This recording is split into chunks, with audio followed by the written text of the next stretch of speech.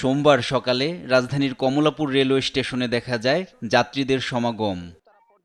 ঈদের তৃতীয় দিনেও ঢাকা ছাড়ছেন অনেক যাত্রী।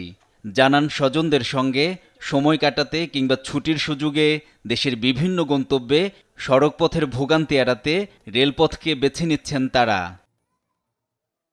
আমরা সবাই একসাথে ইনশাআল্লাহ ঈদটা কাটিয়েছি আমরা ঠিক মতো ঢাকাতে। তো ঈদের পরবর্তীতে তো ভ্যাকেশন একটু বেশি আছে, ভাবলাম বাড়িতে একটু ঘুরে আসি। সিলেটে যাচ্ছি ঈদের ছুটি কাটাইতে, ঈদের আগে যাইনি। আমরা সিলেট মাজারে যাচ্ছি আর জাফলং যাব। ঈদের বাসা এখানেই, কিন্তু ঘুরতে যেতেছি এখানে। এদিকে প্রিয়জনের সঙ্গে ঈদুল ফিতরের টানা ৭ দিনের ছুটি উদযাপন শেষে নগরীতে কর্মক্ষেত্রে ফিরতে শুরু করেছেন অনেকেই। ভিগো ওয়্যার গার্ড প্রয়োজন মতো বাঁকানো যায়, অধিক চাপেও ভাঙে না। ভিগো।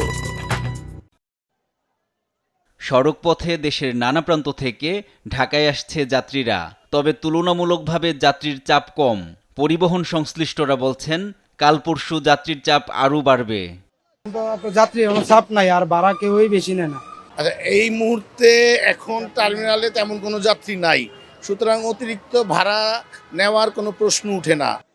ঈদের আনন্দ উদযাপন শেষে ফিরতি যাত্রা নিরাপদ ও নির্বিঘ্ন হবে প্রত্যাশা সবার। এনআই নাহিদ, দেশ টিভি, ঢাকা।